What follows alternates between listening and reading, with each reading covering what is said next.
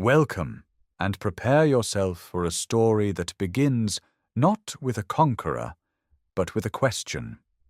How did a kingdom that the great city-states of Athens and Thebes dismissed as a backwater of shepherds and timber cutters produce the single most devastating military force the ancient world had ever witnessed, and then, in barely 13 years, redraw the map of civilization from the shores of Libya to the rivers of India? This is the story of Macedonia, of the Argead dynasty that claimed the blood of Heracles, of a father named Philip who forged an army unlike anything before it, and of a son named Alexander who carried that army to the edge of the known world and beyond. But it is also the story of what happened after, when that world shattered into warring kingdoms that nonetheless spread Greek language, science, philosophy, and art across 3 continents, creating a civilization whose echoes still shape the way we think, govern, build, and believe. We are going to follow this story from its very beginning to its lasting legacy. We will start in the mountain passes of Pieria and the marshlands of the Thamaic Gulf, where the earliest Macedonian kings built timber halls and fought simply to survive raids from Illyrians and Thracians. We will trace the centuries of struggle, the decades of chaos when kings were murdered in rapid succession and the kingdom nearly collapsed entirely. Then we will witness the revolution, when Philip II seized power in 359 before Christ and transformed Macedonia through the Sarissa phalanx, gold mines, new cities, and sheer political genius into the dominant power of Greece. From there, we cross into Asia with Alexander. We will stand at the Granicus River, on the narrow plain at Issus, and on the vast field of Gaugamela. We will enter Babylon through the Ishtar Gate, walk the columned halls of Persepolis, cross the Hindu Kush at 11,000 feet, and face war elephants in the monsoon rains of India. We will witness the mutiny that turned the army homeward, and the mysterious death in Babylon that left an empire without a clear heir. But this journey does not end with Alexander's last breath. We will follow the brutal wars of the successors, where his generals murdered his family and carved his conquests into rival dynasties. We will explore the golden age of Ptolemaic Alexandria with its legendary library, the vast Seleucid realm stretching from Antioch to Afghanistan, and the Antigonid kingdom that held Macedonia itself until Rome's legions broke the phalanx forever at Pydna. We will trace how Hellenistic culture survived every conquest, becoming the intellectual foundation upon which Rome, Christianity, Islam, and the modern world were built. This matters because the world Alexander and his successors created did not vanish. The Greek language they spread became the tongue of the New Testament. The cities they founded became capitals of empires that lasted centuries. The fusion of Eastern and Western traditions they set in motion still resonates in art, architecture, philosophy, and the very concept of a connected, cosmopolitan world. If you enjoy complete journeys through the rise and fall of empires and civilizations, told from their deepest origins to their lasting legacy, please subscribe so you never miss our next exploration. Each week, we bring you the full story of a world that shaped history. Now let us begin. Let us return to the mountains and the marshes, to a kingdom on the edge of the Greek world, where a dynasty of warrior kings first lit a flame that would one day set the ancient world ablaze. Mist clings to the flanks of Mount Olympus, where its northern ridges descend toward a broad coastal plain. Below, the Thamaic Gulf stretches eastward, its shallow waters catching the pale light of early morning. Timber forests of oak and pine blanket the slopes of Pieria and Bermion, their canopy unbroken for miles, darkening the mountain passes that connect the lowland river valleys to the highland plateaus beyond. This is Macedonia, a land defined not by city walls or marble temples, but by rivers, mountains, and the vast silence of a world still measured in seasons of pasture and snowmelt. Lower Macedonia spreads across the alluvial plains fed by the Haliakmon and Axios rivers, fertile ground for grain and grazing. Upper Macedonia rises into the rugged interior, a country of narrow valleys and fortified villages where clans guard their autonomy with fierce independence. Between these two zones lies the tension that will shape Macedonian history for centuries, the pull between lowland monarchy and highland tribal loyalty, between the ambitions of kings and the pride of mountain chieftains who answer to no throne willingly.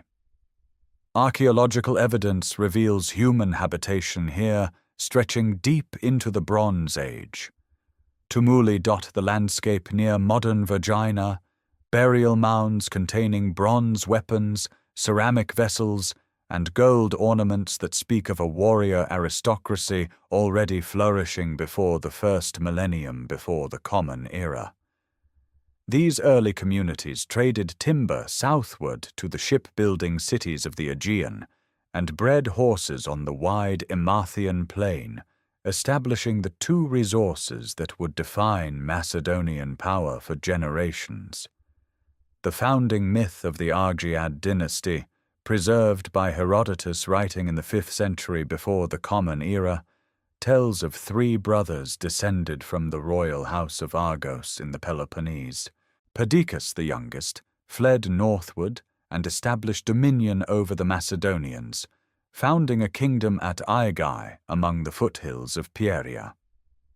Whether this genealogy reflects genuine migration or a later invention designed to claim Hellenic legitimacy remains debated, but its political function is unmistakable. By linking themselves to Argos and ultimately to Heracles, the Argeads positioned their dynasty within the Greek world, even as southern Greeks questioned whether Macedonians were truly Greek at all. Aigai itself, identified with the archaeological site at Vergina, served as the kingdom's ceremonial heart.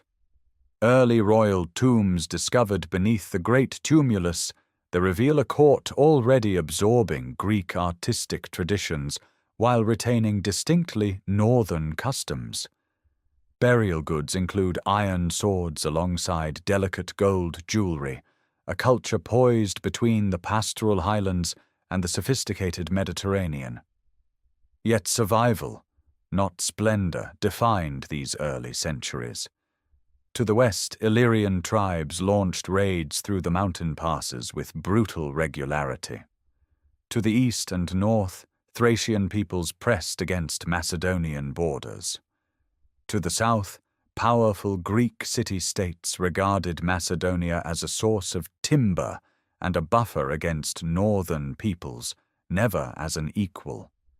The Argead kings ruled a kingdom perpetually threatened, perpetually underestimated, governing through personal bonds of loyalty, marriage alliances, and the constant readiness for war that mountain frontiers demand. The landscape itself shaped the character of Macedonian kingship. Unlike the citizen assemblies of Athens or the dual monarchy of Sparta, Macedonian kings ruled through direct relationships with their warrior companions, men who rode beside them in battle and feasted beside them in timber-roofed halls. The king was first among warriors, his authority earned as much as inherited. This intimate, martial bond between ruler and retinue would prove, in time, to be the foundation upon which an empire was built. But in these early centuries, It simply kept a small kingdom alive in a dangerous world, its forests whispering with the promise of something greater that no one yet imagined. That dangerous world arrived at Macedonia's doorstep in the early 5th century before the Common Era, carried on the boots of Persian soldiers marching westward along roads paved with imperial ambition. The Achaemenid Empire, stretching from the Indus to the Aegean, demanded submission from every kingdom in its path, and Macedonia, small and exposed on the coastal plain, had no realistic choice but to comply. When Darius I sent his generals into Thrace and the northern Aegean in the late 6th century, the Argead king Amyntas I offered earth and water, the traditional tokens of Persian vassalage. Macedonia became a client state, its timber and its mountain passes now serving the strategic interests of the great king in faraway Persepolis. It was under Alexander I, son of Amyntas, that this precarious position became most painfully visible. When Xerxes launched his massive invasion of Greece in 480 before the Common Era, Macedonia had no option but to provide passage, supplies, and troops to the Persian army. Tens of thousands of soldiers crossed Macedonian territory, their baggage trains stretching for miles along newly cut roads through the forests of Pieria. Alexander I rode alongside the invaders as a subject king, his loyalty compelled rather than chosen. Yet even within this submission, he reportedly sent secret warnings to the Greeks before the Battle of Plataea, a gesture that later generations would magnify into proof of Macedonian Hellenic loyalty. After the Persian defeat, Alexander I pursued a remarkable transformation of identity. He petitioned the judges at Olympia for the right to compete in the games, claiming Argive descent through the founding myths of his dynasty. The judges accepted his claim, and Alexander ran in the foot race, an act that carried enormous symbolic weight. He became known as Alexander the Philhellene, the lover of Greeks, a title that masked the deeper tension at the heart of Macedonian existence. To southern Greeks, these northern horsemen remained suspect, their dialect rough, their customs monarchical, their drinking habits excessive. Yet the Argead court increasingly absorbed Greek artistic and intellectual culture, minting coins with Greek inscriptions and cultivating relationships with Athenian statesmen. The reign of Perdiccas II, spanning roughly 450 to 413 before the Common Era, plunged Macedonia into the turbulent politics of the Peloponnesian War.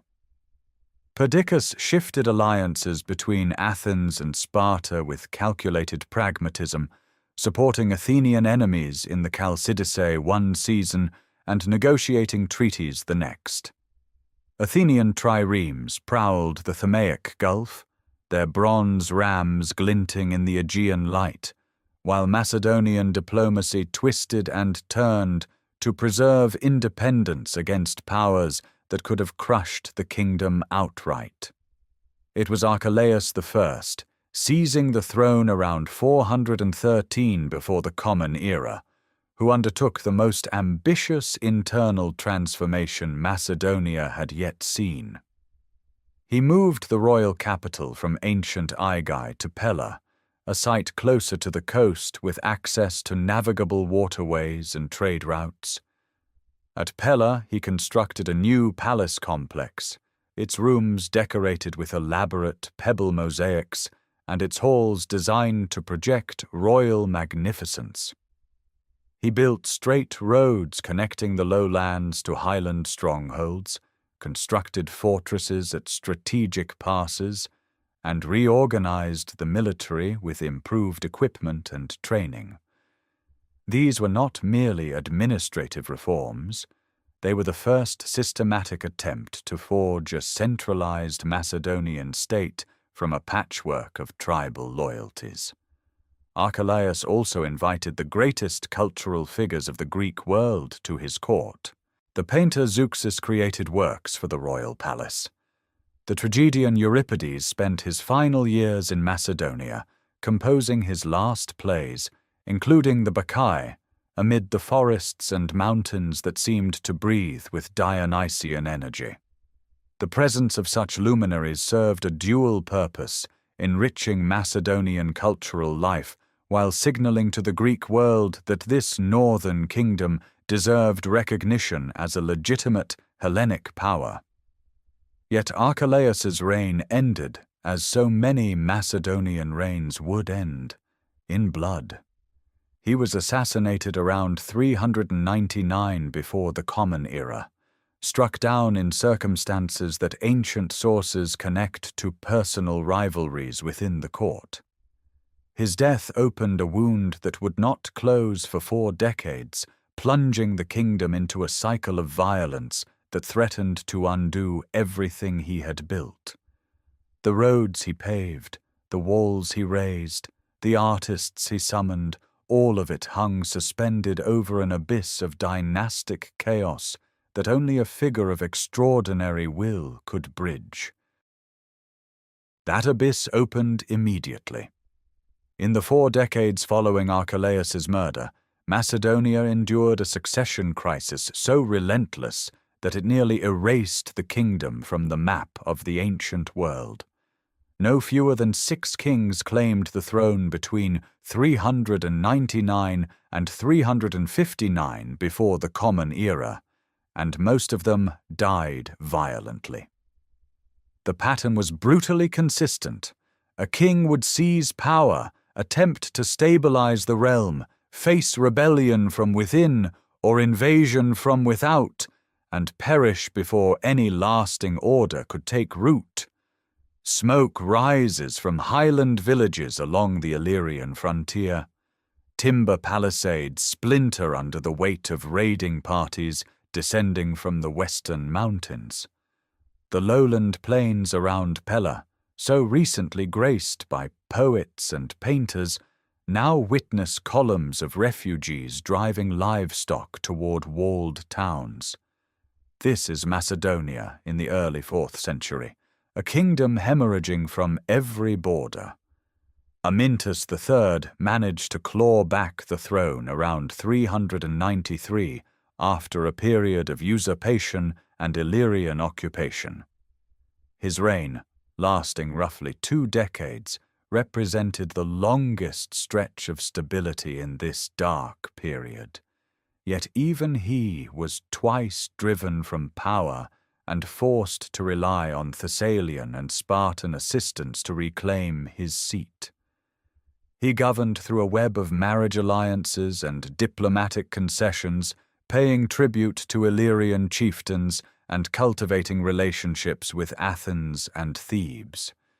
His survival owed less to military brilliance than to a stubborn capacity for political maneuvering in impossible circumstances.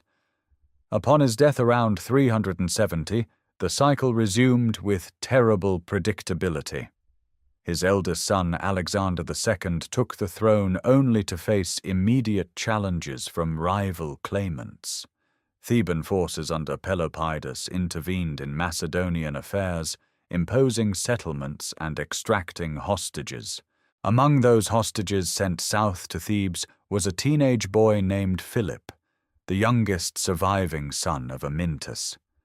Alexander II was assassinated by Ptolemy of Alaros, who served as regent and then ruler until he himself was killed, likely at the instigation of Perdiccas III, another of Amyntas's sons. Perdiccas inherited a kingdom besieged on every side. Illyrian pressure intensified through the 360s, with tribal confederations growing bolder as Macedonian weakness became undeniable. In 359, Perdiccas led his army against the Illyrian king Bardelus in a desperate attempt to halt the encroachment. The battle was catastrophic. Perdiccas fell on the field alongside 4,000 of his soldiers, roughly a quarter of Macedonia's available fighting force. The kingdom stood at the edge of annihilation, its army shattered, its king dead, its borders collapsing inward. Yet far to the south, in the streets of Thebes, those years of captivity were shaping something extraordinary. The young Philip lived in the household of the general Pamenes and observed firsthand the military revolution that Epaminondas had unleashed upon the Greek world. He watched the oblique order of battle that had destroyed Spartan supremacy at Leuctra. He studied the integration of cavalry and infantry, the use of concentrated force at a decisive point, the political mechanisms by which a second-tier power could remake the balance of an entire civilization. Thebes was both his prison and his academy, and every lesson carved itself into the mind of a prince who knew that his broken homeland would demand everything he had learned. When word reached him of his brother's death on that Illyrian battlefield, Philip returned to a Macedonia that existed more as a concept than a functioning state. The treasury was empty, the army was decimated, Illyrians occupied the western highlands, Paeonians raided from the north. Two rival pretenders challenged his claim. The kingdom that the Argives had held for 3 centuries seemed destined to vanish, absorbed by its neighbors into historical footnote. The broken throne awaited someone capable not merely of sitting upon it, but of forging it anew from the wreckage of 40 years of chaos. Philip moved with a speed that stunned every rival who had counted Macedonia as already dead.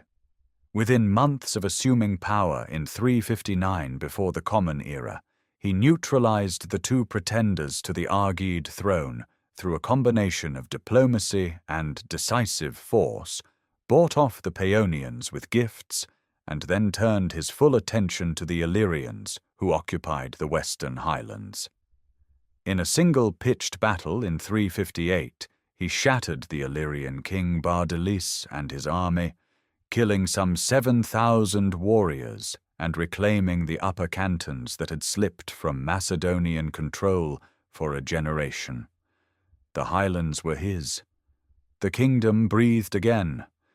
But Philip understood that survival alone meant nothing without transformation.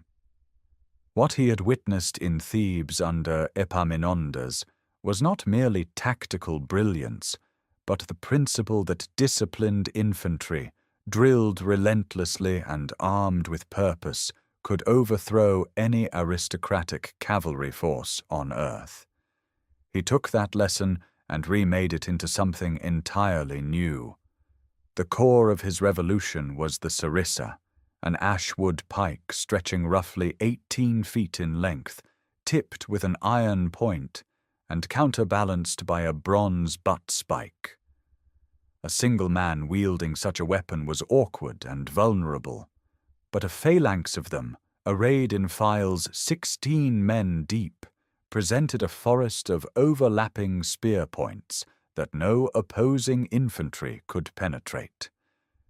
The first 5 ranks projected their sarissas beyond the front line, each successive row angling its shafts slightly higher, creating a bristling wall of iron that advanced with terrifying mechanical precision across the plains of Amathia, where Philip drilled his men month after month. These were not seasonal levies called from their farms. Philip created a standing professional army, paying soldiers year-round, marching them 30 miles a day with their own equipment, stripping away the baggage trains that slowed conventional Greek forces. He limited each man to a single attendant. He banned wheeled carts. The result was an army of astonishing mobility that could appear before an enemy city days before anyone expected it. Alongside the infantry phalanx, he forged the companion cavalry into the ancient world's finest mounted strike force. Drawn from the Macedonian nobility and equipped with bronze cuirasses, open-faced helmets, and the Xyston lance, the companions trained to charge in a wedge formation that concentrated impact on a single point of the enemy line. The phalanx would pin an opponent in place. The cavalry would deliver the killing blow. This hammer and anvil coordination became the signature of Macedonian warfare for the next century. Philip's genius extended far beyond the battlefield. He reorganized the Highland clans into territorial battalions, binding their loyalty not to local chieftains, but to the crown. He expanded the royal pages system, educating sons of the nobility at Pella, creating a generation of officers personally devoted to the king. And he understood that war required gold. In 357 before the Common Era, he captured Amphipolis, the strategic city on the Strymon River that Athens had coveted for decades. He took Pydna and Potidaea, handing the latter to the Chalcidian League to keep Athens off balance. Then he seized Crenides, a small settlement near Mount Pangaion, and renamed it Philippi. The gold and silver mines there began producing roughly a talent of gold per day, an extraordinary revenue stream that funded his army, financed diplomacy, and flooded the Greek world with a new gold coinage, the Philip stater, that became an international currency.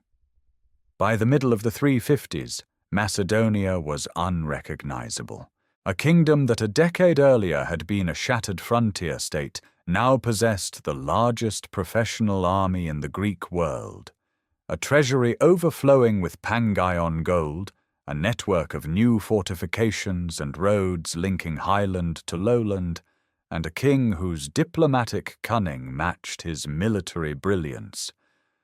Philip married strategically, taking wives from Illyria, Thessaly, Thrace, and Epirus to seal alliances across every frontier.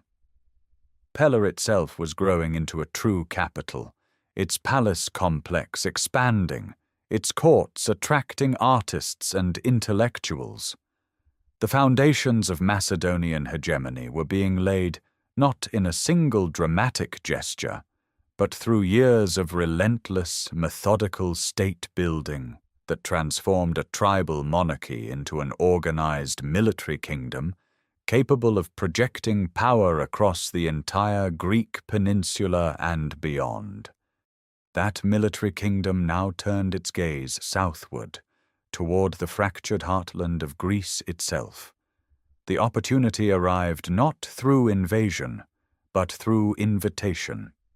The Third Sacred War, which had erupted in 356 before the Common Era, when Phocis seized the sacred treasury at Delphi to fund a mercenary army, threw central Greece into a decade of chaos.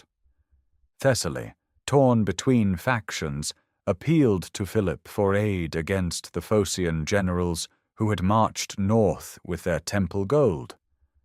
Philip answered with calculated precision, entering Thessaly and suffering rare early setbacks before crushing the Phocian forces at the Battle of Crocus Field in 352 before the Common Era. 6,000 Phocian soldiers perished, many driven into the sea. Philip ordered their bodies denied burial, a deliberate signal that he fought as the champion of Apollo's violated sanctuary. Thessaly now fell under Macedonian influence. Philip was elected Archon of the Thessalian League, gaining command of its superb cavalry and the political legitimacy of a Greek federal office. When he marched south toward Thermopylae, Athens and Sparta rushed forces to block the pass. Philip withdrew without battle, content to wait. Patience was among his deadliest weapons. Through the 340s, Philip tightened his grip on Thrace and the northern Aegean, while Athenian politics convulsed around the question of Macedonian power. The orator Demosthenes thundered his Philippics before the Athenian assembly, warning that Philip was no ordinary barbarian king, but a systematic destroyer of Greek liberty. Yet Athens lacked the resources and the unity to resist effectively. The Peace of Philocrates in 346 before the Common Era ended hostilities between Athens and Macedonia, granting Philip recognition of his Thracian conquests and a seat on the Amphictyonic Council, the sacred body governing Delphi. He had achieved through diplomacy what arms alone could not deliver, a formal place within the Greek religious and political order. The final reckoning came in 338 before the Common Era on the plain of Cheronea in Boeotia.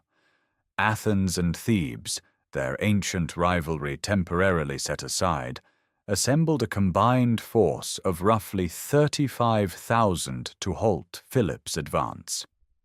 The Macedonian army, numbering some 30,000 infantry and 2,000 cavalry, deployed across the Cephissus River valley. Philip commanded the right wing personally, facing the Athenians. On the left, an 18-year-old prince named Alexander led the companion cavalry opposite the legendary Sacred Band of Thebes, 300 elite warriors bound by oath never to retreat. The battle unfolded with devastating choreography. Philip's right wing feigned withdrawal, drawing the Athenian line forward and opening a fatal gap between the allied contingents. Into that gap, Alexander drove his cavalry in a wedge formation, wheeling to strike the sacred band on its exposed flank. The Theban elite fought where they stood. Every single member of the sacred band fell, killed or wounded, refusing to yield. A stone lion would later be erected over their burial site, where it still stands, weathered but unbroken, gazing across the plain. Cheronea shattered organized Greek resistance. Philip's treatment of the defeated revealed strategic genius. He returned Athenian prisoners without ransom and offered generous peace terms, binding Athens through gratitude rather than humiliation. Thebes received harsher treatment, garrisoned and stripped of its Boeotian hegemony. In 337 before the Common Era, Philip convened delegates from nearly every Greek state at Corinth, founding the League of Corinth with himself as hegemon, supreme military commander. The League declared war on Persia, framing the coming invasion as a pan-Hellenic crusade to avenge Xerxes' desecration of Greek temples a century and a half earlier. An advance force of 10,000 crossed into Asia Minor under Philip's generals Parmenion and Attalus. The machinery of conquest was already in motion, awaiting only the king himself to follow. Greece lay unified under a single military authority for the first time in its history, not through shared ideals, but through the disciplined power of Macedonian arms and the political architecture of a king who understood that lasting dominion required consent as much as force. But the king who built that machinery would never cross into Asia. In the autumn of 336 before the Common Era, the ancient capital of Aigai prepared for a celebration of extraordinary magnificence. Philip had arranged the wedding of his daughter Cleopatra to Alexander of Epirus, and the festivities were designed to project Macedonian power before ambassadors from across the Greek world. A circular stone theatre carved into the hillside above the palace filled with dignitaries at dawn. Statues of the 12 Olympian gods were carried in procession, and alongside them a 13th image, that of Philip himself, a declaration of near-divine status that would have unsettled even his allies. Philip entered the theatre at sunrise, dressed in a white cloak, walking deliberately without bodyguards to demonstrate his confidence among friends. In that narrow passage between the theatre's entrance and the orchestra, a young man from the royal bodyguard named Pausanias of Orestis lunged forward and drove a Celtic dagger beneath the king's ribs. Philip collapsed and died within moments. Pausanias sprinted toward horses waiting at the city gate, but caught his foot in a vine root and fell. Companions of Alexander, including Perdiccas and Leonatus, overtook him and killed him with javelins before he could speak. The motive remains one of antiquity's enduring mysteries. Ancient sources record a personal grievance, a brutal humiliation Pausanias had suffered at the hands of a nobleman close to Philip, for which the king had offered no justice. Yet suspicion fell wider. Olympias, Alexander's mother, had been displaced by Philip's recent marriage to a young Macedonian noblewoman, also named Cleopatra, whose uncle Attalus had publicly questioned Alexander's legitimacy. Whether Olympias or Alexander himself had foreknowledge has been debated for 23 centuries without resolution. What is certain is the speed with which the 20-year-old prince acted. Alexander secured the army's loyalty within hours. Antipater presented him before the assembled Macedonian troops, who acclaimed him king by the ancient rite of the warrior assembly. Potential rivals vanished swiftly. Attalus was executed in Asia Minor. Amyntas, a cousin with a competing claim, was killed. Cleopatra and her infant were eliminated, likely at Olympias's instigation. The throne was clear, yet Greece stirred. Thebes and Athens saw Philip's death as liberation. Demosthenes appeared in the Athenian assembly wearing a garland of celebration. Alexander marched south with terrifying speed, appearing before Thebes before the city could fully organize resistance. In the autumn of 335 before the Common Era, after Thebes rejected his ultimatum, Alexander stormed the city. 6,000 Thebans died in the assault. The survivors, over 30,000, were sold into slavery. The city itself was razed to its foundations, with only the temples and the house of the poet Pindar left standing. The message was absolute. Every Greek state that had wavered immediately reaffirmed its allegiance. The League of Corinth reconvened and appointed Alexander as hegemon in his father's place, renewing the mandate for war against Persia. Through the winter of 334, the army gathered at the Hellespont crossing. 32,000 infantry and over 5,000 cavalry assembled, the core of them Macedonian veterans who had served Philip for a generation. Engineers, surveyors, scientists, and historians traveled with the column. Alexander carried a copy of the Iliad, annotated by Aristotle, his former tutor. Beneath the soil of Aigai, Philip lay in a vaulted tomb that would remain hidden for over 2,000 years. In 1977, the archaeologist Manolis Andronikos excavated the great tumulus at Vergina and discovered an unlooted royal burial. Inside a marble sarcophagus rested a golden larnax, weighing nearly 11 kilograms, its lid embossed with the 16-rayed Vergina sun. Within lay cremated bones, a gold wreath of oak leaves, an iron cuirass, greaves of different lengths suggesting a leg injury consistent with Philip's known wounds, and a miniature ivory portrait head bearing features matching ancient descriptions of the king, all pointed to a single identification. The tomb preserved what history had scattered, the material reality of the man whose revolution made everything that followed possible. His son now carried that revolution eastward, toward an empire that stretched beyond the edges of every Greek map.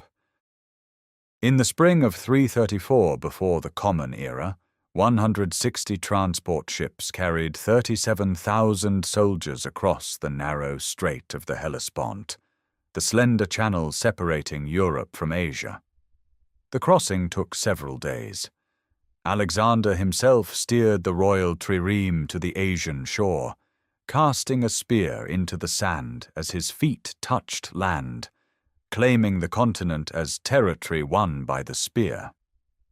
Before any battle was fought, he turned south to the mound of Ilion, the ancient site of Troy.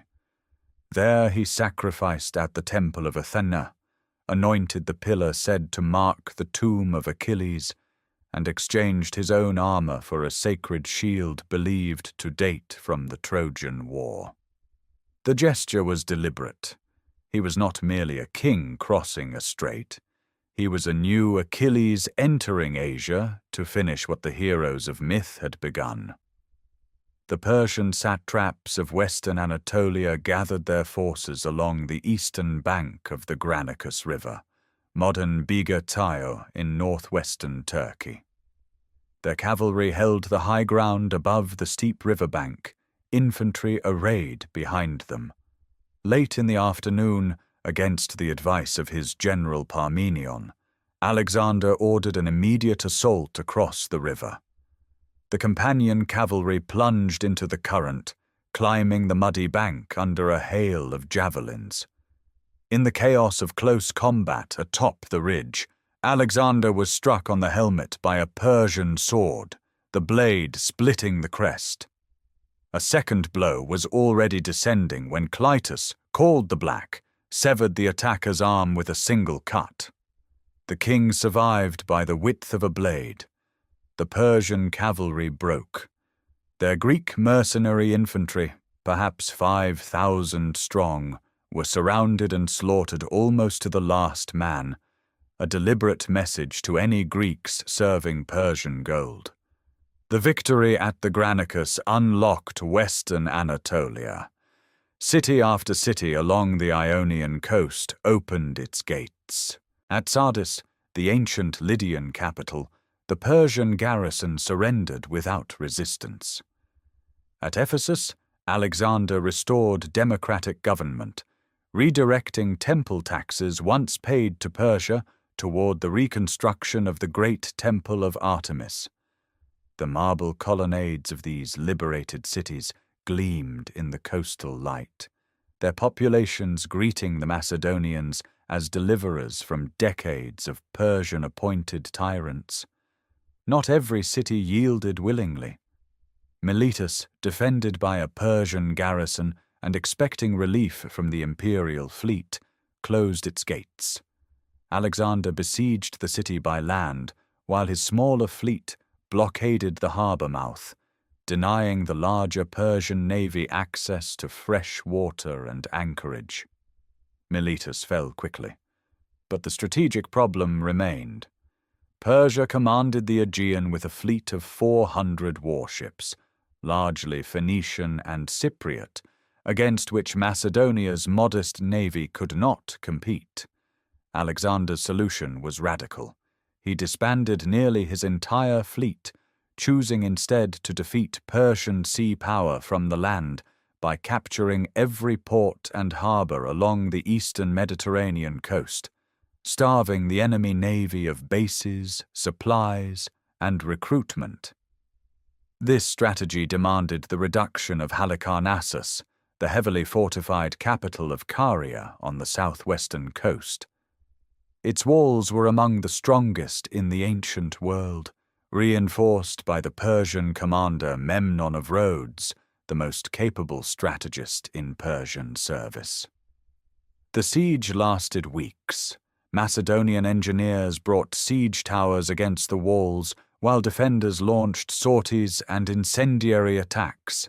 Sections of wall were breached, rebuilt, and breached again. Memnon eventually withdrew the garrison by sea, burning parts of the city behind him.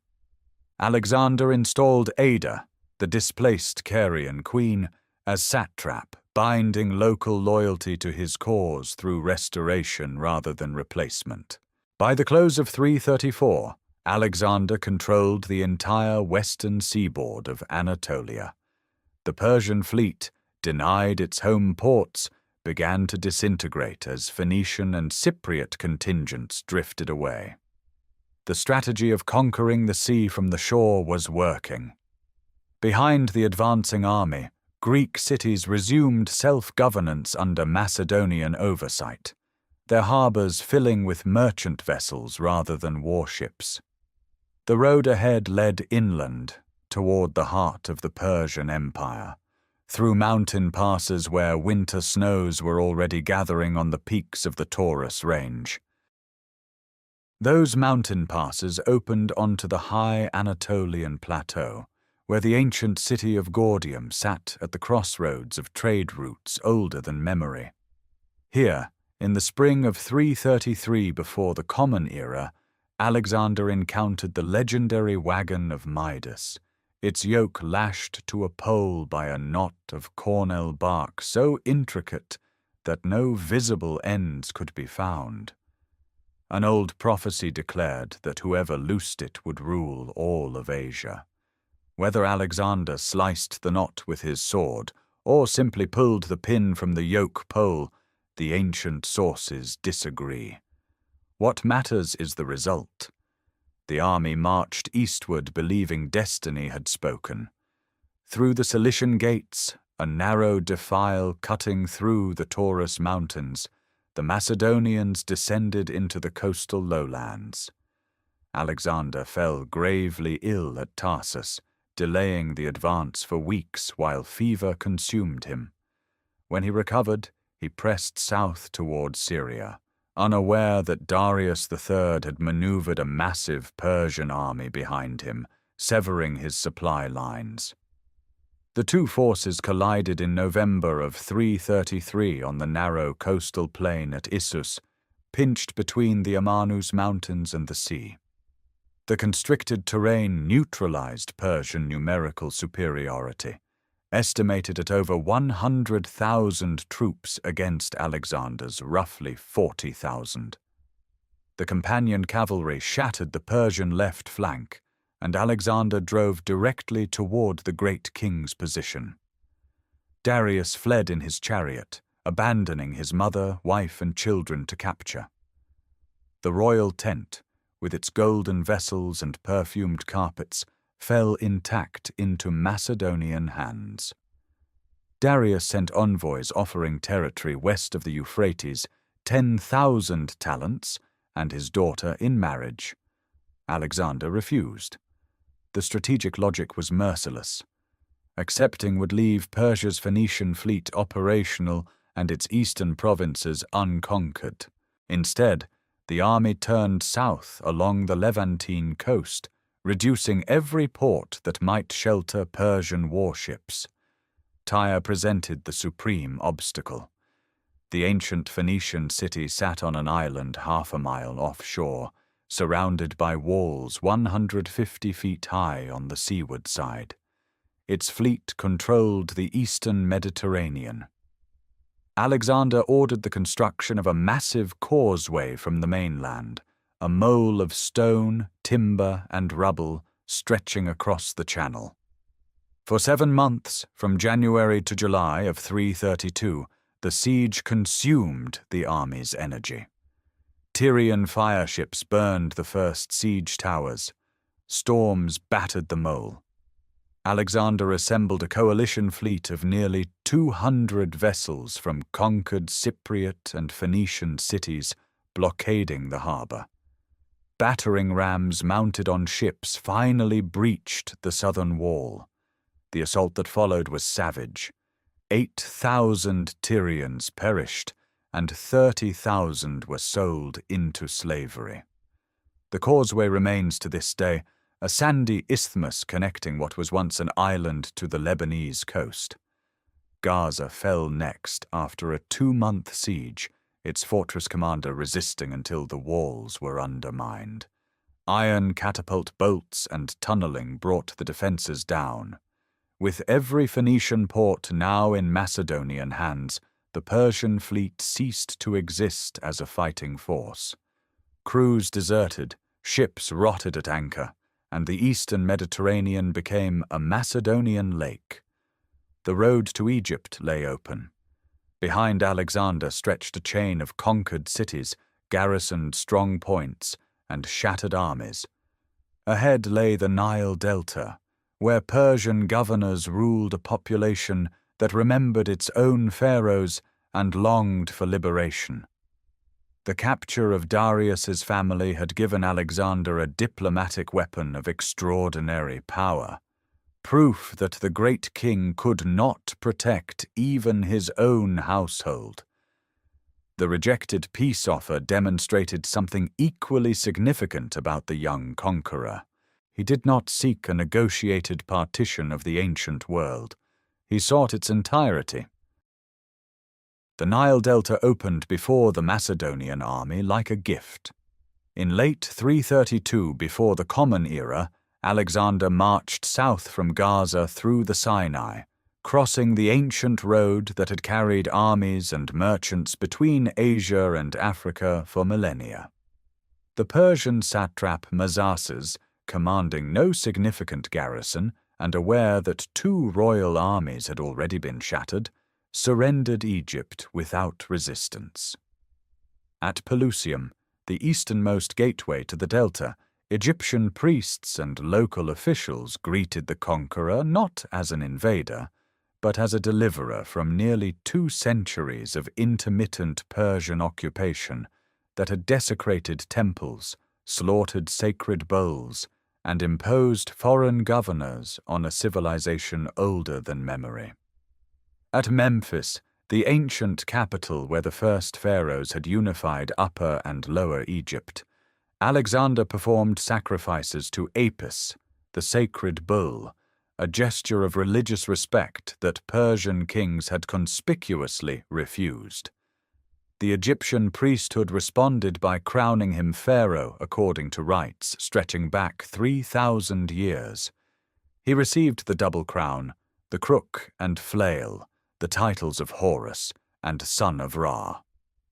For a Macedonian king raised on Homer, this was something unprecedented, an identity that transcended the Greek world entirely and placed him within the oldest continuous tradition of divine kingship on earth. Yet Memphis was not enough. In January of 331 before the Common Era, Alexander traveled to the western edge of the delta, to a narrow limestone ridge separating the Mediterranean from Lake Mareotis. Here he traced the outlines of a new city. The architect Denocrates of Rhodes designed a grid plan of extraordinary ambition, broad avenues intersecting at right angles, a harbor facing the sea, another facing the lake, and a causeway connecting the mainland to the island of Pharos. Barley flour marked the streets when grain ran short for chalk, and birds descended to eat the lines, which seers interpreted as a sign that the city would nourish countless peoples. Alexandria would become the greatest city of the ancient world, though its founder would never see it completed. Then Alexander turned west into the desert. The pilgrimage to the oracle of Ammon at Siwa Oasis remains one of the most enigmatic episodes of his career. The journey covered 300 miles through waterless terrain. Ancient sources describe a miraculous rainstorm saving the army from thirst, and crows or serpents guiding the column when landmarks vanished beneath shifting sands. At Siwa, the temple of Ammon sat within a grove of palms and olive trees, its mud-brick walls enclosing a sanctuary where the god spoke through the movements of a jeweled cult image carried by priests. Alexander entered the inner sanctum alone. What the oracle told him was never fully disclosed. Ancient writers report that the high priest greeted him as son of Ammon, the Egyptian equivalent of Zeus. Whether this was standard priestly protocol for a reigning pharaoh or a deliberate theological pronouncement remains debated. What matters is how Alexander used it. From Siwa onward, his royal ideology shifted. Coins depicted him with the ram horns of Ammon curling at his temples. Official correspondence increasingly emphasized divine association. The Macedonian king who had crossed into Asia as hegemon of the Greeks was becoming something far more complex, a figure who moved between cultures, absorbing the religious authority of each civilization he conquered. He returned to Memphis in the spring, reorganizing Egyptian administration with characteristic pragmatism. No single satrap received full authority. Military command went to Macedonians, financial oversight to a Greek, and local governance remained with Egyptian officials. The ancient temple economies continued functioning. Tax collection followed pharaonic precedent. Egypt's grain, gold, and papyrus flowed into the Macedonian war treasury, funding the campaign that would soon strike at the heart of the Persian Empire itself. The army rested, reinforcements arrived from across the Aegean, and the road north through Palestine led back toward Mesopotamia, where Darius III was assembling the largest army the ancient world had ever gathered on a single battlefield. The plain of Gaugamela stretched wide and flat beneath the October sky, a vast expanse of packed earth near the village of Telgomel, east of the Tigris River, and barely 60 miles from the ancient city of Arbela. Darius III had chosen this ground deliberately. His engineers leveled the terrain to give his scythed chariots and cavalry unobstructed lanes of attack. Stakes and caltrops were buried in the soil. The Persian king had assembled the largest force he would ever command, drawing contingents from every corner of his empire. Bactrian horsemen, Indian cavalry, Babylonian infantry, Cappadocian lancers, Scythian mounted archers, and the elite Persian immortals gathered on that field. Ancient sources estimate the Persian army at 250,000, though modern scholarship suggests figures closer to 100,000.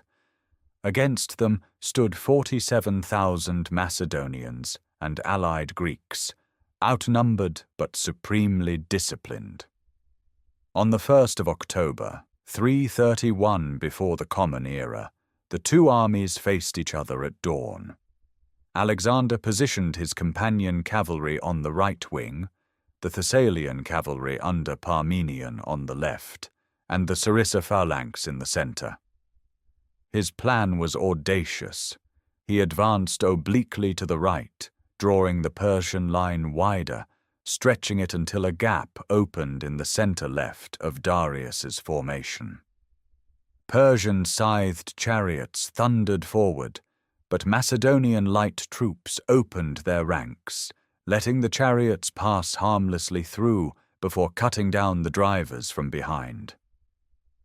Then Alexander struck. Leading the companions in their signature wedge formation, he drove directly into the gap, angling towards the position where Darius himself commanded from his chariot. The charge shattered the Persian center. Darius, seeing the Macedonian cavalry bearing down upon him, turned and fled the battlefield. His departure collapsed Persian morale across the entire line. On the left, Parmenian's forces fought desperately against superior numbers, and Indian and Persian cavalry even broke through to raid the Macedonian baggage camp.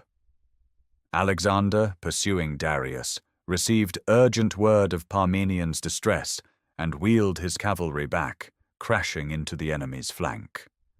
By nightfall, the Persian army was broken. Thousands lay dead across the plain.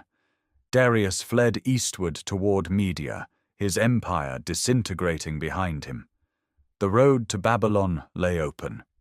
Alexander's army marched south through Mesopotamia, and the great city surrendered without resistance. The Ishtar Gate's glazed blue bricks gleamed as Macedonian soldiers entered a metropolis of perhaps 200,000 inhabitants.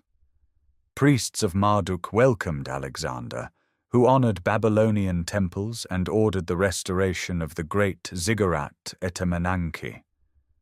From Babylon, the army advanced to Susa, the administrative heart of the empire, where the royal treasury yielded approximately 50,000 talents of gold and silver bullion. Then came Persepolis. The ceremonial capital of the Achaemenid dynasty stood among the foothills of the Zagros Mountains, its limestone terrace supporting the magnificent Apadana, with its 72 columns rising 65 feet into the air. Relief carvings depicted tribute bearers from 23 nations ascending the grand staircase. The treasury here dwarfed even Susa's wealth. Alexander's forces seized approximately 120,000 talents, requiring thousands of pack animals and camels to transport the plunder. In May of 330 before the Common Era, Persepolis burned. Whether the fire was a deliberate act of policy, retribution for Xerxes' destruction of Athens a century and a half earlier, or a drunken impulse remains debated. The charred columns and cracked reliefs still visible at the site testify to that night's destruction. With Persepolis in ashes, the Achaemenid Empire effectively ceased to exist as a functioning state. 2 centuries of Persian imperial administration, the system of satrapies, royal roads, and standardized coinage that had governed tens of millions from the Aegean to the Indus, collapsed in less than 3 years of campaigning. Alexander now possessed wealth beyond calculation and an empire without precedent. Yet Darius still lived, fleeing eastward through the Iranian plateau with a dwindling retinue, and Alexander understood that as long as the Persian king drew breath, resistance could crystallize around his name. The pursuit would carry the Macedonian army beyond the familiar world of Mediterranean civilization into the mountains and deserts of Central Asia, where a different kind of war awaited. The pursuit led eastward through a landscape of dust and betrayal. In the summer of 330 before the Common Era, Alexander drove his army across the sun-scorched plateau of eastern Iran, chasing a king whose own commanders had already decided his fate. Near the Caspian Gates, a narrow defile south of modern Tehran, Macedonian scouts found Darius III lying in a wagon, stabbed by his own satraps. Bessus, satrap of Bactria, had seized the dying king and proclaimed himself successor under the name Artaxerxes V. Alexander reportedly covered the body with his own cloak. The last Achaemenid was dead, but the war was far from over. What followed were campaigns unlike anything the Macedonians had experienced. The army plunged into Hyrcania along the Caspian shore, then south into Aria and Drangiana, regions of wind-swept steppe and fortified oasis towns. Here the terrain itself became the enemy. Supply lines stretched across hundreds of miles of arid plateau. Local warlords submitted and then revolted the moment Macedonian garrisons turned their backs. Alexander responded with relentless speed, founding garrison cities at strategic crossroads, each named Alexandria, each designed to anchor Macedonian control over hostile ground. It was in Drangiana, during the autumn of 330, that the first great internal crisis erupted. Philotas, son of the veteran general Parmenion and commander of the companion cavalry, was accused of concealing knowledge of a conspiracy against Alexander's life. Under interrogation and torture, Philotas confessed. He was executed by javelin before the assembled army. Within days, riders carried orders to Ecbatana, where the aging Parmenion was assassinated by his own officers on Alexander's command. The message was unmistakable. No rank, no service, No bloodline offered protection against suspicion of disloyalty. The army crossed the Hindu Kush in the spring of 329, ascending passes exceeding 11,000 feet, where snow blinded men and pack animals collapsed from altitude.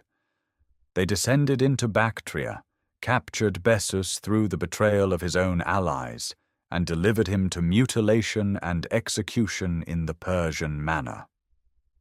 But Bactria's submission proved illusory. A Sogdian nobleman named Spitamenes raised a guerrilla revolt that would consume 2 years of brutal campaigning across the steppes north of the Oxus River.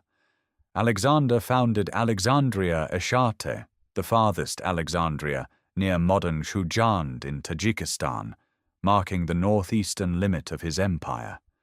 Spitamenes struck isolated garrisons, ambushed foraging parties, and vanished into the grasslands, forcing Alexander to adopt scorched earth tactics that devastated entire provinces.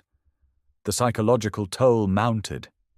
At a banquet in Samarkand in 328, Alexander killed Cleitus the Black, the veteran cavalry officer who had saved his life at the Granicus, in a drunken rage after Cleitus mocked his adoption of Persian royal customs.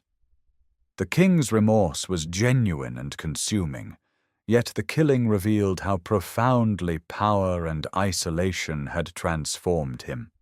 Shortly afterward, Alexander attempted to introduce proskinesis, the Persian court ritual of prostration before the king, among his Macedonian and Greek companions.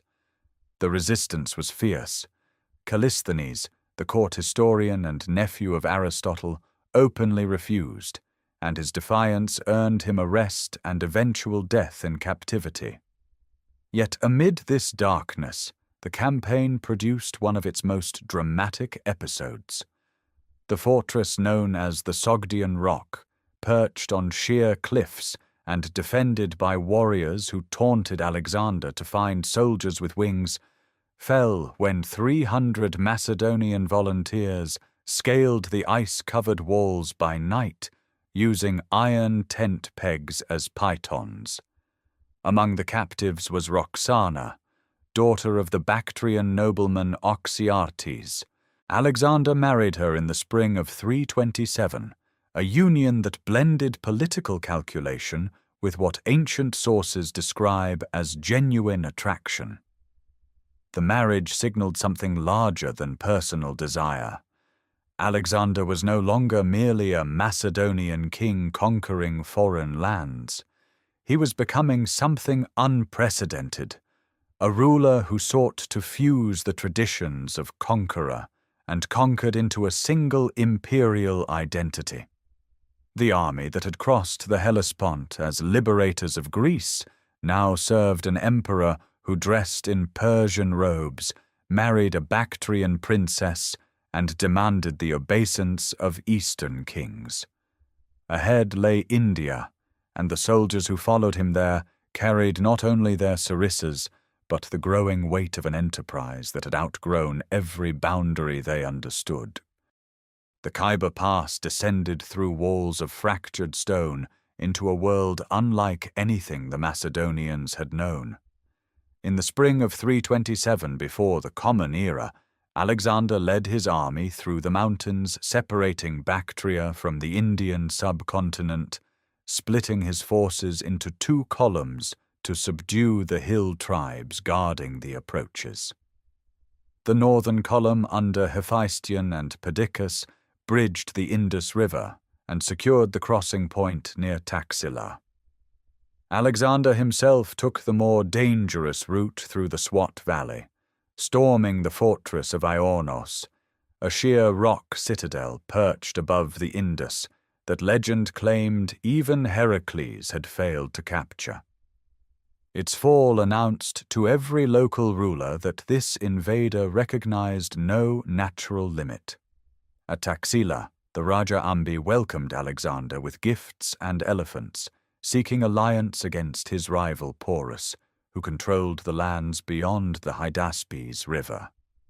In May of 326 before the Common Era, Alexander reached the Hydaspes, swollen with early monsoon rains, and found Porus waiting on the far bank with an army anchored by nearly 200 war elephants. The Macedonian horses had never faced elephants in such numbers. A direct crossing would be slaughter. Alexander chose deception. He marched his troops up and down the riverbank for days, conditioning Porus to ignore movement. Then, on a stormy night, he led a strike force 17 miles upstream to a wooded island where the river narrowed. They crossed in darkness through driving rain. By dawn, Alexander had cavalry and infantry on the eastern bank. Porus turned his elephants to meet them. The battle that followed was among the most savage of Alexander's career. The great beasts trampled infantry, seized men with their trunks, and crushed horses beneath their feet. But the Macedonian phalanx held formation, driving iron sarissa points into the elephants' faces until the wounded animals stampeded backward through their own lines. Porus fought from atop his largest elephant until, wounded and surrounded, he was brought before Alexander. Asked how he wished to be treated, the Indian king reportedly answered with a single word: like a king. Alexander restored his kingdom and made him a vassal ally, founding 2 cities at the battlefield, Butaphala in memory of his beloved horse who died there, and Nicaea to mark the victory. The army pressed eastward through weeks of relentless monsoon rain. Armor rusted, leather rotted, snakes infested the camps. At the Hydaspes River, the soldiers refused to go further. They had marched over 11,000 miles from Macedonia. Rumors spoke of vast kingdoms beyond the river defended by thousands of elephants. Conus, one of Alexander's most trusted commanders, spoke for the exhausted men. Alexander retreated to his tent for 3 days, but the army would not yield. For the first and only time, he turned back. He turned south instead, building a fleet of nearly 800 vessels to descend the Hydaspes and Indus rivers toward the sea. The campaign became a brutal conquest of riverside peoples. At the citadel of the Malians, Alexander scaled the wall with only 3 companions and leapt inside alone. An arrow pierced his lung. His bodyguards found him collapsed against the wall, barely breathing. He survived, but the wound never fully healed. By the summer of 325 before the Common Era, the army reached the Indus Delta and the Indian Ocean. Alexander divided his forces for the return. Granicus commanded the fleet westward along the coast. Craterus led a column through the Bolan Pass. Alexander himself chose the most punishing route, the Gedrosian desert of southern Baluchistan, a wasteland of sand, heat, and waterless marches that Cyrus the Great had reportedly failed to cross. The crossing lasted 60 days. Soldiers died of thirst, heat stroke, and flash floods that swept through dry riverbeds at night. Pack animals were slaughtered for food. Estimates suggest that thousands perished, perhaps more than had fallen in all of Alexander's pitched battles combined. The survivors who staggered into the satrapy of Carmania were gaunt, sunburned, and broken.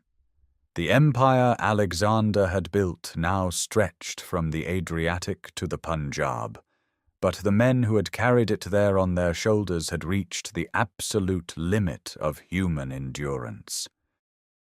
The survivors who emerged from the Gedrosian nightmare reunited with Craterus's column in Carmania in late 325 before the Common Era, and Alexander immediately turned his attention to the empire he had neglected during years of eastern campaigning.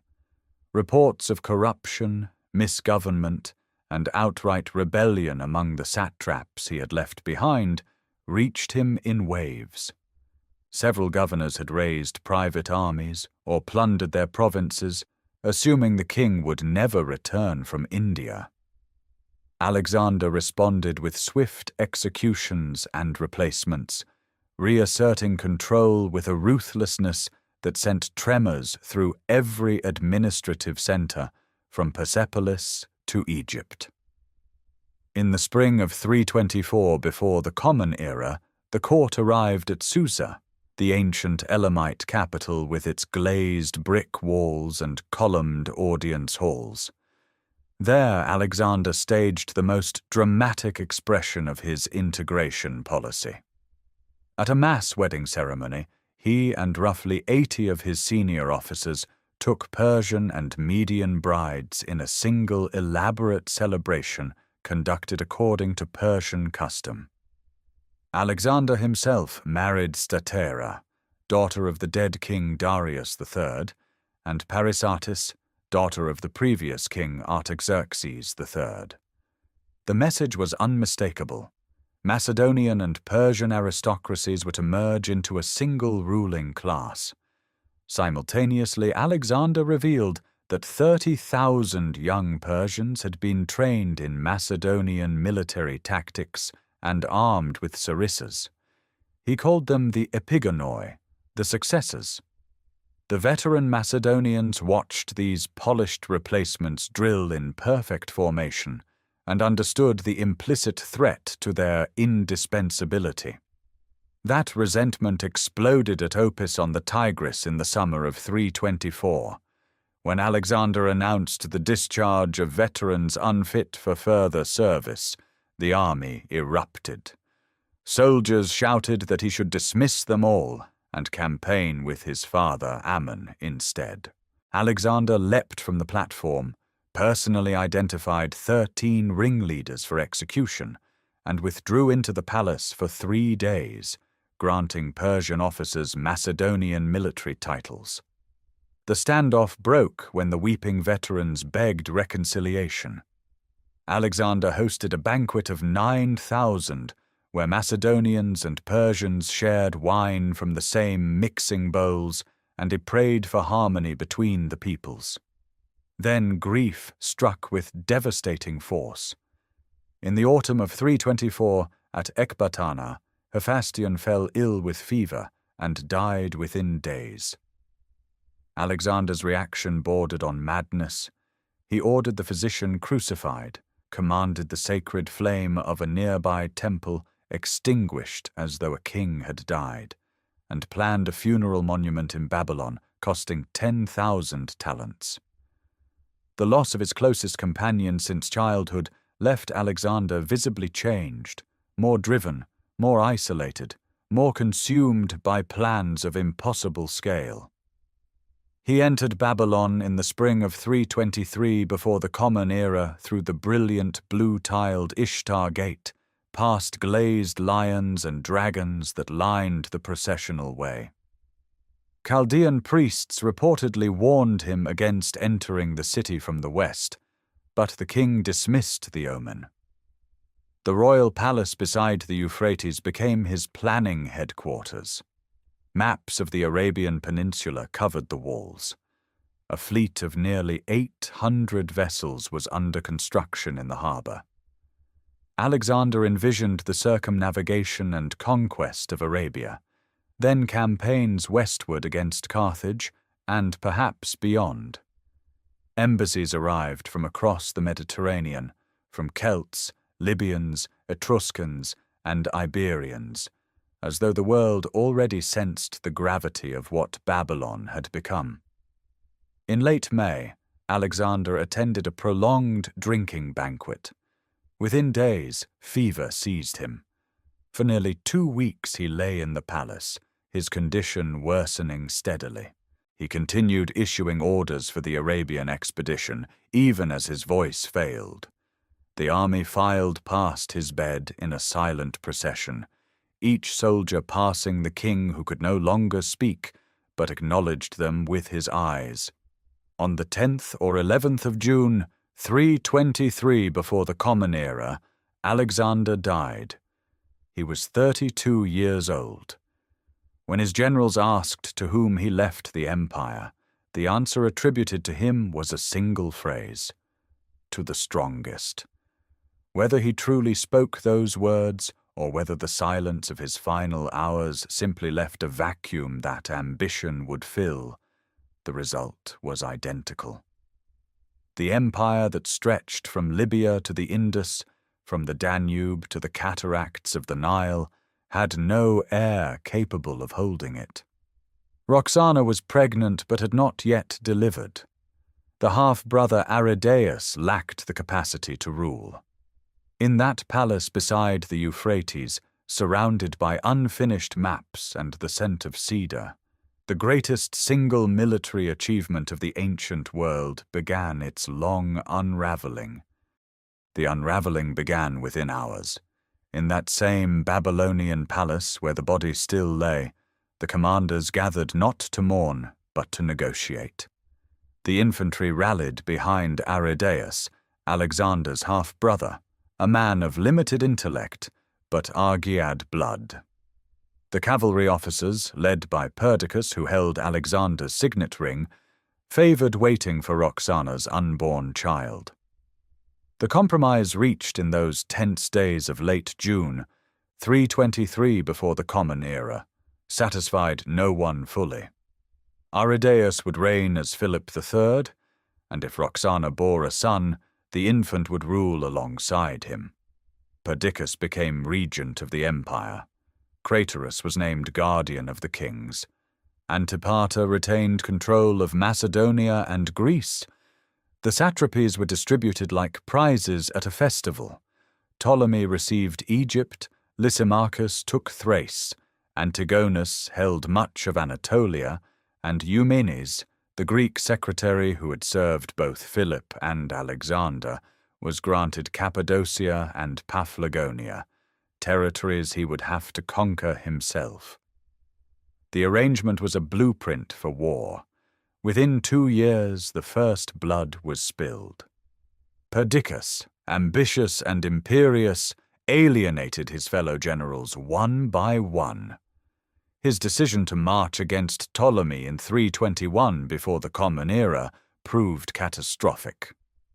Ptolemy had seized Alexander's funeral carriage, that extraordinary golden vehicle adorned with Ionic columns and a vaulted roof hung with golden bells, intercepting it as it journeyed westward and diverting it to Egypt. The body of the conqueror became a political talisman, and Ptolemy understood its power. When Perdiccas attempted to cross the Nile near Memphis, the river swallowed his soldiers. 2,000 men drowned or were taken by crocodiles. His own officers murdered him in his tent. The conference at Triparadesus in 321, before the Common Era redistributed power. Antipater assumed the regency and brought the 2 kings back to Macedonia. But Antipater was old, and when he died in 319 before the Common Era, he passed the regency not to his son Cassander, but to the aged Polyperchon, igniting yet another war. Cassander seized Macedonia by force, imprisoned Olympias, Alexander's mother, and eventually executed her in 316 before the Common Era. Roxana and her young son Alexander IV became Cassander's captives, held at Amphipolis under guard that was indistinguishable from imprisonment. Across Anatolia and the eastern provinces, Eumenes fought a brilliant but doomed campaign to preserve the unity of the empire under the Argead name. He wielded Alexander's memory as a weapon, placing an empty throne and the conqueror's diadem and armor at his war councils, commanding in the name of a dead king. But Antigonus One-Eye, the most powerful of the Diadochi, hunted him relentlessly. Betrayed by his own Silver Shield's veterans in 316 before the Common Era, Eumenes was handed over and strangled. Antigonus now controlled the largest portion of the empire, from the Aegean to Iran. His ambition to reunify Alexander's realm under his own rule united every other successor against him. The years from 315 to 311 before the Common Era saw shifting alliances, naval battles in the eastern Mediterranean, and sieges across the Levant. Ptolemy fortified Egypt. Seleucus, driven from Babylon by Antigonus, took refuge with Ptolemy before recapturing his satrapy in 312 before the Common Era, a date the Seleucid dynasty would later mark as its founding. Through all this violence, the Argead bloodline was quietly extinguished. Around 310 before the Common Era, Cassander ordered the secret murder of Roxana and the 13-year-old Alexander IV at Amphipolis. No public announcement was made. The dynasty that had ruled Macedonia for 3 centuries, that had produced Philip and Alexander, ended not on a battlefield, but in a hidden execution. The pretense of a unified empire governed by Alexander's heirs dissolved into the naked reality of generals who would soon declare themselves kings. With the Argead line erased, the fiction of unity could no longer be sustained. By 306 before the Common Era, the generals began to claim what they had already seized. Antigonus the One-Eyed, ruling from his strongholds across Anatolia and the Levant, was the first to place a royal diadem upon his brow, declaring himself king alongside his son Demetrius, whose dramatic recapture of Cyprus from Ptolemy's fleet at the naval battle of Salamis provided the pretext. Within months, Ptolemy in Egypt, Seleucus in Babylon, Lysimachus in Thrace, and Cassander in Macedonia each assumed the same title. The age of the Diadochi as regents had ended. The age of rival Hellenistic monarchies had begun. Each king constructed a world around himself. Seleucus, whose domain stretched from the Syrian coast to the Iranian plateau and beyond into Central Asia, founded Seleucia on the Tigris around 305 before the Common Era, a vast new capital built on the banks of the great river just south of ancient Babylon. Its grid-planned streets, agora, and theatre housed hundreds of thousands within decades. In Syria, he established Antioch on the Orontes, naming it for his father Antiochus, a city destined to become one of the greatest metropolises of the ancient world. Ptolemy consolidated Egypt with meticulous administrative precision, transforming Alexandria into a center of commerce and learning, its harbor already crowded with grain ships and merchant vessels from across the Mediterranean. Lysimachus held Thrace and northwestern Anatolia, fortifying cities and accumulating treasure.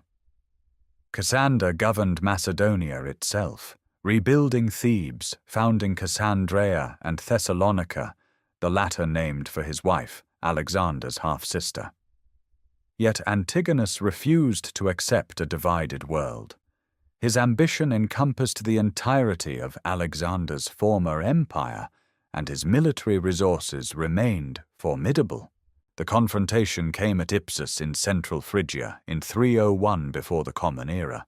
It was one of the largest battles of the ancient world. Antigonus, now 80 years old, commanded alongside Demetrius, whose cavalry swept the opposing horsemen from the field. But Seleucus had brought 400 war elephants acquired through his treaty with the Mauryan emperor Chandragupta, and these massive animals formed a living wall that prevented Demetrius from returning to the main engagement. Isolated, the Antigonid phalanx crumbled. Antigonus fell on the battlefield, struck down by javelins, still waiting for his son to return. His death shattered the last serious bid for reunification. The victors divided the spoils. Seleucus absorbed Syria and eastern Anatolia. Lysimachus expanded across western Asia Minor. Ptolemy, who had cautiously avoided the battle itself, secured southern Syria and Palestine, territories that would remain contested for generations.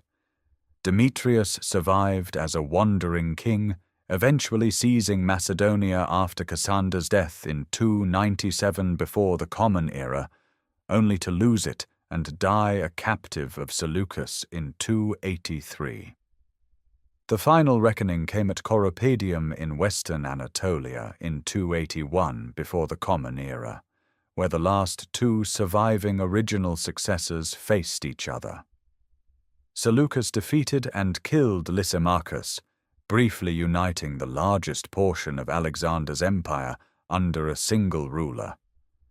Yet Seleucus himself was assassinated months later by Ptolemy Ceraunus, a dispossessed son of Ptolemy I, as he crossed into Europe to claim Macedonia. His body fell on Thracian soil, and the dream of reunification died with him.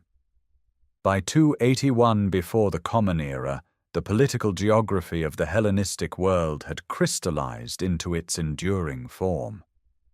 Antigonid kings descended from Demetrius's line would eventually stabilize Macedonia. The Ptolemaic dynasty ruled Egypt from Alexandria with the wealth of the Nile. The Seleucid Empire, the largest of the three, governed from Antioch across Mesopotamia and the Iranian highlands. In each kingdom, diademed monarchs sat upon thrones in newly built palace complexes, surrounded by courts that blended Macedonian military tradition with local custom. Greek became the language of administration, commerce, and intellectual life across territories stretching from the Adriatic to the borders of India. The empire Alexander had forged as one had become three, each carrying forward fragments of his ambition into a world he would not have recognized but had made possible. Of the three kingdoms born from Alexander's shattered empire, none proved more deliberately constructed than the one Ptolemy son of Lagus built along the Nile. He had claimed Egypt not by accident, but by calculation, recognizing that the narrow river valley, shielded by desert on both sides and sea to the north, formed a natural fortress more defensible than any citadel of stone. By 305 before the Common Era, when he formally assumed the royal diadem and the title Soter, the Savior, his kingdom already possessed what the other successor states lacked: geographic coherence, agricultural abundance, and a capital designed from its foundation to be the greatest city in the Mediterranean world. Alexandria rose on a limestone ridge between the sea and Lake Mareotis, its grid of broad avenues intersecting at precise right angles, its harbors divided by the Heptastadion causeway connecting the mainland to the island of Pharos. There, in the early 3rd century, Ptolemy II Philadelphus commissioned the Great Lighthouse, a tower of white limestone and granite rising perhaps 400 feet above the harbor mouth, its mirror-reflected fire visible to sailors 30 miles distant. Ancient sources counted it among the 7 wonders of the world, and for good reason.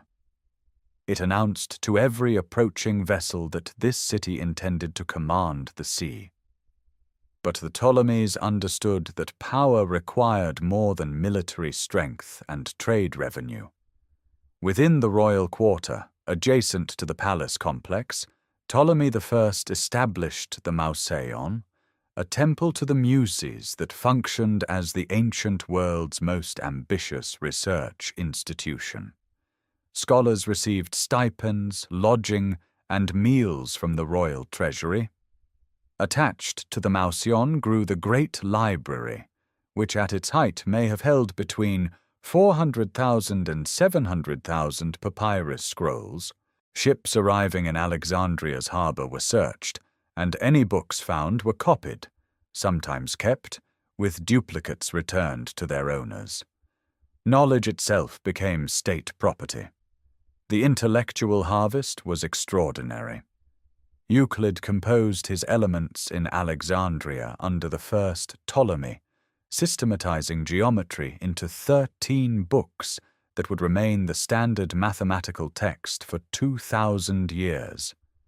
Eratosthenes of Cyrene, serving as chief librarian under the third Ptolemy, calculated the circumference of the Earth using shadow angles measured at Alexandria and Syene, arriving at a figure remarkably close to the modern measurement. Herophilus and Erasistratus performed the first systematic human dissections, mapping the nervous system and distinguishing arteries from veins. Under Ptolemy II, Jewish scholars in Alexandria produced the Septuagint, translating the Hebrew scriptures into Greek, a cultural bridge whose consequences for the spread of monotheism would prove immeasurable. Beyond the capital, the Ptolemaic state governed Egypt through a bureaucratic apparatus of remarkable precision. Greek administrators oversaw a system of land registration, tax collection, and crop monitoring inherited from pharaonic tradition, but refined with Hellenistic accounting methods. Every farmer's plot was measured, every harvest assessed, every grain shipment tracked on papyrus records stored in village and district archives. The country was divided into nomes administered by strategoi, military governors who answered to the crown. Egyptian priests retained their temple estates and religious authority, and the Ptolemies themselves were depicted on temple walls in full pharaonic regalia, performing ancient rituals before Egyptian gods. The Serapeum in Alexandria housed the cult of Serapis, a deity deliberately synthesized from Osiris and Apis to unite Greek and Egyptian worship under a single divine figure. Ptolemy III Euergetes extended the kingdom's reach to its greatest territorial extent, campaigning deep into the Seleucid heartland during the Third Syrian War and briefly occupying Antioch itself. His reign marked the apex of Ptolemaic power, when Egyptian grain, papyrus, and glass flowed outward through Mediterranean trade networks, while gold, ivory, and war elephants arrived from expeditions sent down the Red Sea coast into the Horn of Africa. Yet beneath this splendor, the bilingual kingdom carried a persistent tension between its Greek ruling class and the millions of Egyptian-speaking farmers whose labor sustained everything. That tension would deepen in later generations.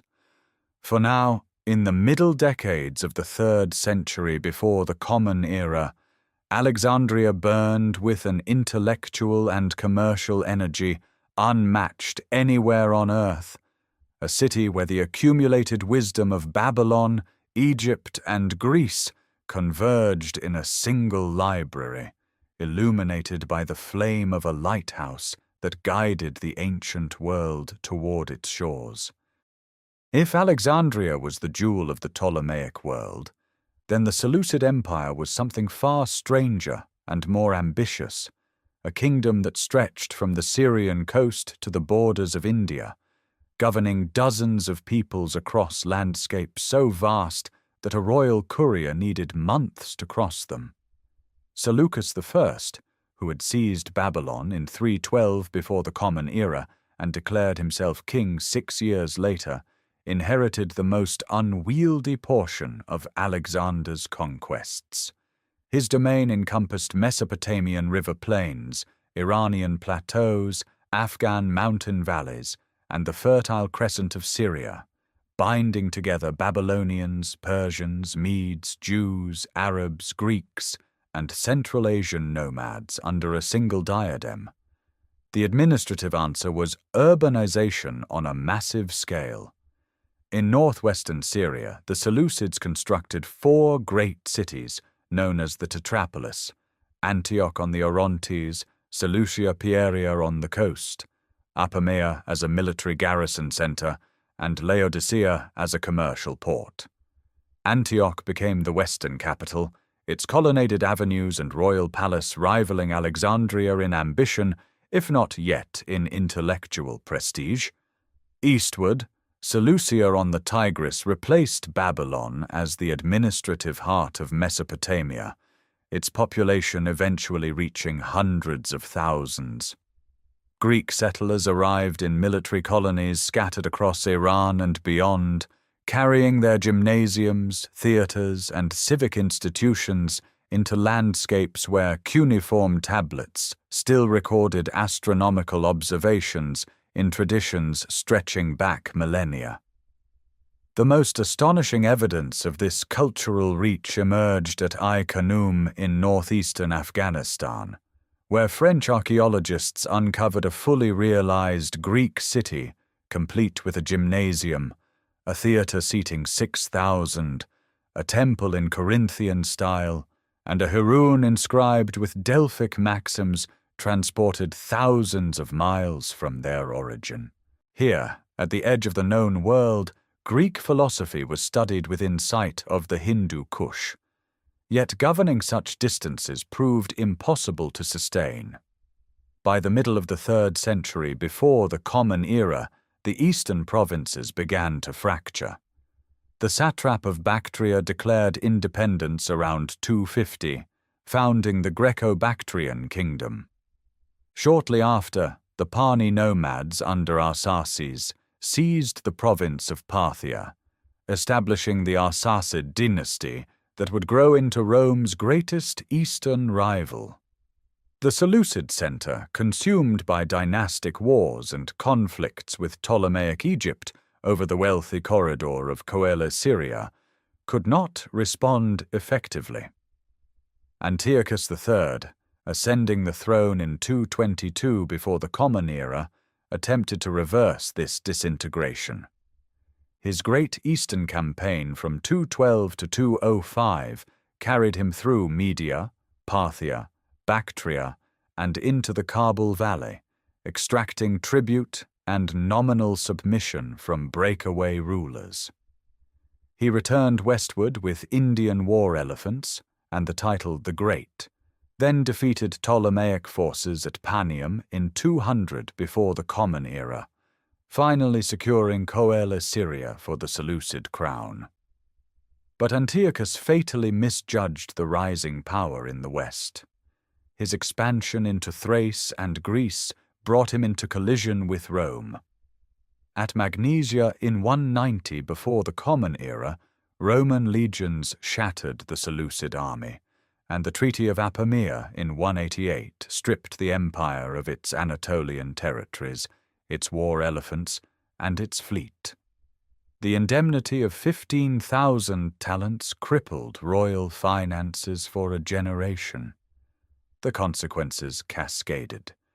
Antiochus IV, desperate for revenue and ideological cohesion, attempted to impose religious uniformity in Judea, triggering the Maccabean revolt in 167 before the Common Era, a conflict whose reverberations would echo through Jewish, Christian, and Islamic memory for millennia. In the east, Parthia expanded relentlessly, swallowing Mesopotamia itself by the 140s. The Seleucid realm contracted to a rump state in Syria, its last kings reduced to pawns of neighboring powers. What endured was not the dynasty, but the civilization it had planted. Greek language persisted in Syrian cities for centuries. Babylonian astronomers recorded their observations in both cuneiform and Greek, creating a scientific fusion that would eventually reach the Islamic Golden Age. The urban grid plans of Seleucid foundations shaped cities that still exist. And in the mountains of Afghanistan, the sculptural traditions born from Greek settlers would merge with Buddhist devotion to produce the serene Gandharan art that carried Hellenic aesthetics across all of Asia, proof that even an empire too vast to hold together could scatter seeds that took root in soil its founders never imagined. While the Seleucid world stretched impossibly across Asia and the Ptolemies gilded their Nile kingdom in scholarship and gold, the Macedonian homeland itself endured a quieter, more grinding fate.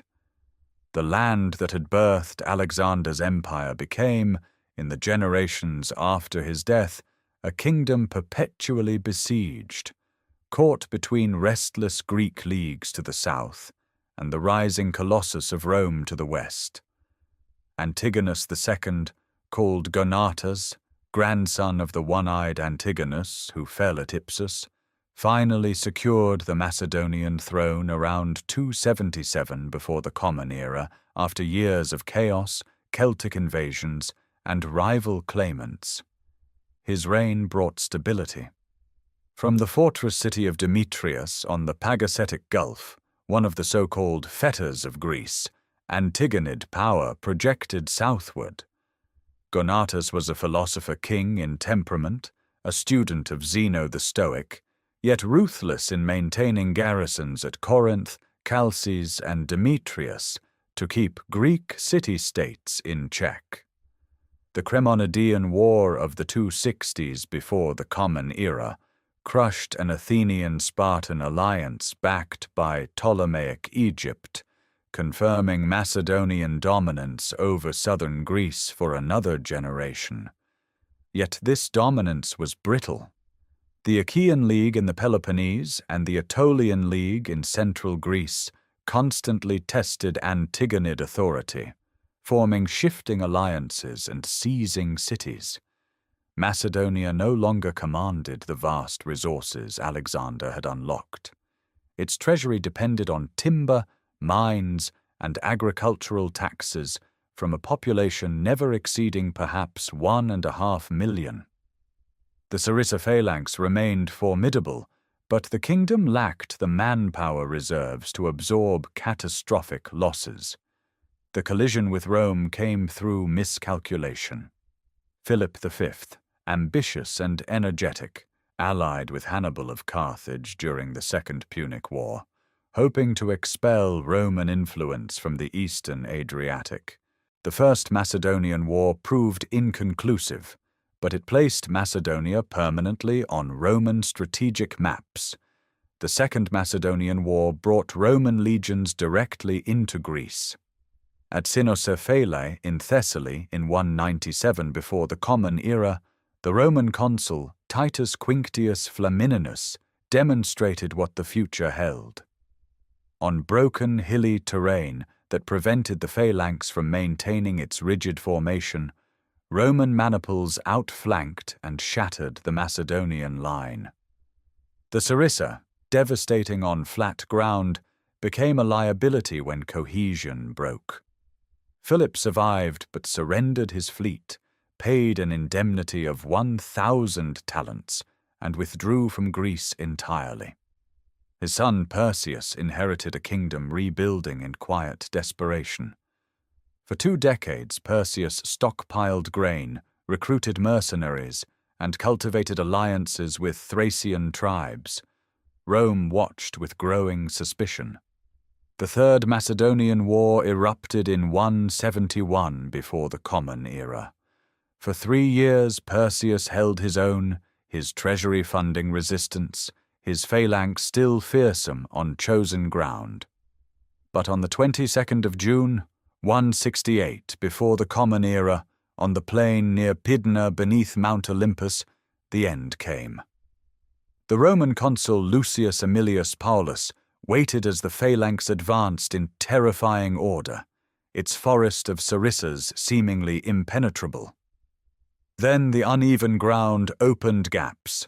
Roman soldiers surged into those gaps with short swords, and at close quarters the long pike was useless. 20,000 Macedonians fell. Perseus fled, was captured, and was paraded through Rome in chains. Rome did not immediately annex the kingdom. Instead, Macedonia was divided into 4 autonomous republics, forbidden from trading or intermarrying across their borders, a deliberate dismemberment designed to prevent reunification. Taxes were halved to win compliance. The royal mines were closed. For 2 decades this arrangement held, until a pretender named Andriscus, claiming to be Perseus's son, briefly reunited the land in 149 before the Common Era. His revolt was crushed within a year. In 148 before the Common Era, Rome created the province of Macedonia, erasing the last trace of Argead and Antigonid sovereignty. The kingdom that had conquered the known world became an administrative district governed by a Roman magistrate. Along the Via Egnatia, the great road Rome built across the province, soldiers and merchants walked over the bones of a dynasty that had once reached the Indus. The Via Egnatia carried more than soldiers and merchants. It carried the future, and that future was Roman. By the middle of the 1st century before the Common Era, every Hellenistic kingdom that Alexander's generals had built stood either broken or trembling. The great question was no longer whether Rome would absorb the eastern Mediterranean, but how completely, and what would survive the absorption. The Seleucid Empire died not in a single catastrophe, but through slow hemorrhage. Parthian armies under the Arsacid dynasty had already seized Mesopotamia and Iran decades earlier, reducing the once vast kingdom to a rump state clinging to northern Syria. Rival claimants fought over a throne that governed almost nothing. When Pompey marched east in 63 before the Common Era, fresh from destroying the pirate fleets, he found the last Seleucid king, Antiochus XIII, ruling little more than the city of Antioch itself. Pompey deposed him without battle. Syria became a Roman province, and the dynasty that had once commanded territories from the Aegean to Afghanistan vanished with the stroke of an administrative pen. Pontus had already fallen. Mithridates VI, the most dangerous opponent Rome faced in the east, had waged 3 wars across 4 decades, massacring 80,000 Roman and Italian civilians in Asia Minor in a single coordinated slaughter in 88 before the Common Era. Sulla, Lucullus, and finally Pompey broke his power. He died by his own hand in 63 before the Common Era, in a fortress on the Black Sea coast, his body proof that even the most tenacious resistance could not reverse the tide. Only Ptolemaic Egypt remained, and it survived through calculation rather than strength. The later Ptolemies had become Roman clients, their throne sustained by senatorial favor and strategic bribery. When Julius Caesar pursued Pompey to Alexandria in 48 before the Common Era, he found a kingdom riven by civil war between the young Ptolemy XIII and his sister Cleopatra VII. Caesar intervened, besieged within the palace quarter for months before reinforcements arrived. Cleopatra emerged as queen and Caesar's political partner, bearing a son called Caesarion. For a brief moment, the oldest surviving Hellenistic dynasty aligned itself with the most powerful man in Rome. Caesar's assassination in 44 before the Common Era shattered that arrangement. Cleopatra recalibrated, allying with Mark Antony, who controlled Rome's eastern provinces. Their partnership was both political and personal, producing 3 children and a vision of shared dominion that blended Roman military power with Ptolemaic wealth and legitimacy. Antony distributed eastern territories to Cleopatra and their children in the donations of Alexandria, an act that his rival Octavian used to frame him as a traitor seduced by foreign monarchy. The collision came at Actium, off the western coast of Greece, on the 2nd of September, 31 before the Common Era. Octavian's fleet, commanded by Agrippa, blockaded Antony's forces in the Ambracian Gulf. The battle itself was less a grand naval engagement than a desperate breakout. Cleopatra's squadron fled through the line. Antony followed. Their combined fleet and army disintegrated behind them. Within a year, Octavian stood in Alexandria. Antony fell on his sword. Cleopatra, after failed negotiations, took her own life, tradition holding by the bite of an asp, though the method remains uncertain. She was 39 years old, the last active ruler of the Ptolemaic dynasty, the last Hellenistic monarch. Octavian executed Caesarion, eliminating any rival claim. Egypt became not a Roman province in the ordinary sense, but the personal possession of the emperor, its grain feeding Rome, its wealth funding an empire. 3 centuries of Hellenistic royal rule ended in a single August month in 30 before the Common Era. The kingdoms born from Alexander's conquests had all been consumed. Yet as Roman administrators settled into palaces built by Ptolemies and Seleucids, as Roman senators studied rhetoric in Athens and philosophy in Rhodes, as Roman engineers copied Hellenistic siege technology, and Roman poets imitated Alexandrian verse, the conquest revealed itself as something more complex than simple destruction. The Hellenistic world had not merely fallen to Rome. It had, in ways both visible and invisible, already begun to reshape the conqueror from within. The reshaping was already underway, long before the last Hellenistic queen drew her final breath. Koine Greek, the common tongue that Alexander's armies had carried from the Nile to the Oxus, did not vanish with the kingdoms that had spread it.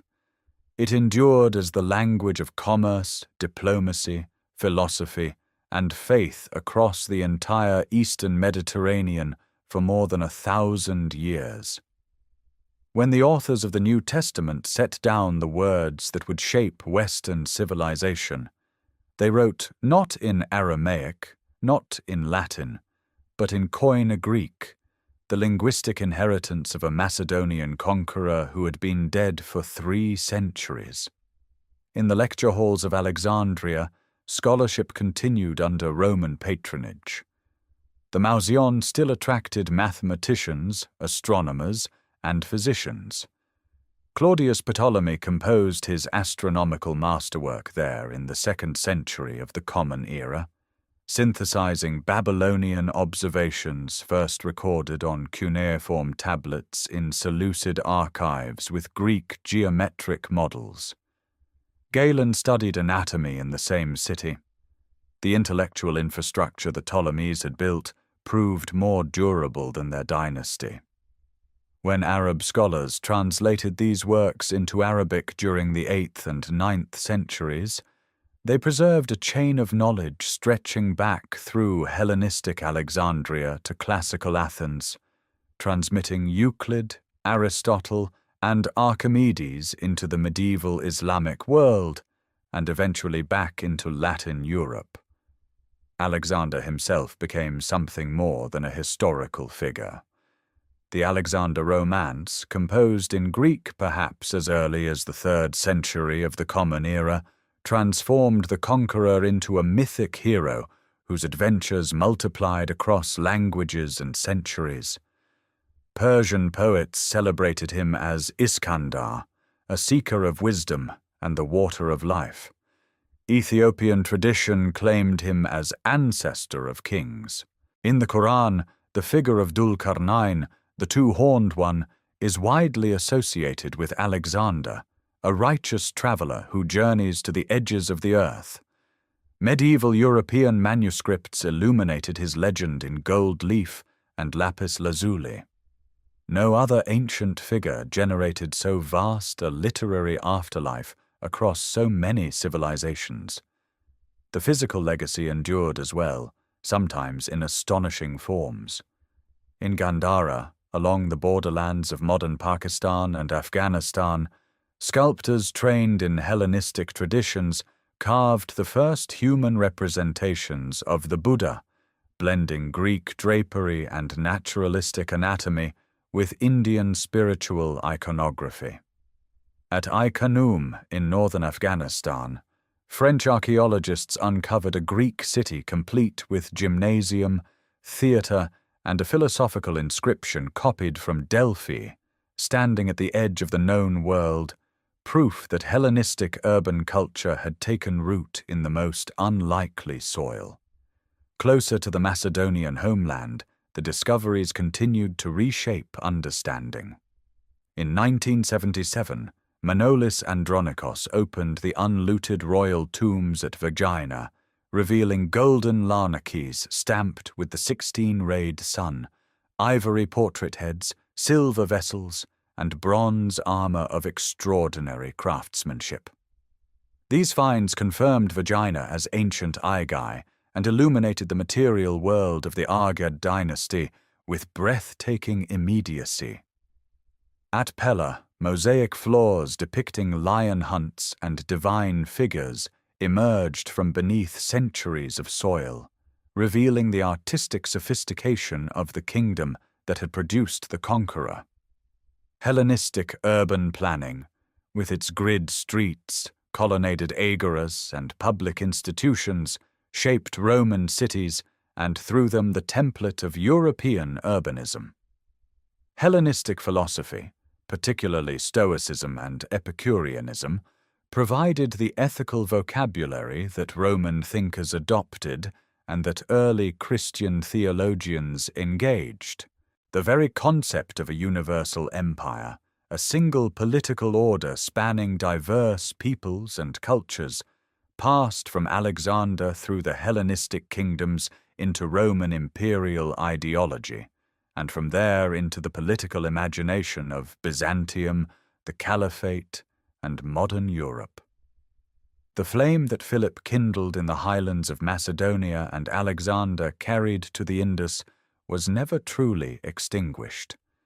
It passed through hands that forgot its origin, illuminated worlds its bearers never imagined, and burns still in languages, cities, ideas, and art scattered across 3 continents, a legacy not of conquest alone, but of connection, the enduring proof that when civilizations meet, even through violence, something new and lasting can emerge from the encounter. Thank you for joining this journey through the rise and legacy of Macedonia, Alexander, and the Hellenistic world. If these stories have brought the ancient past alive for you, please subscribe to the channel so you never miss a new exploration of history's greatest chapters.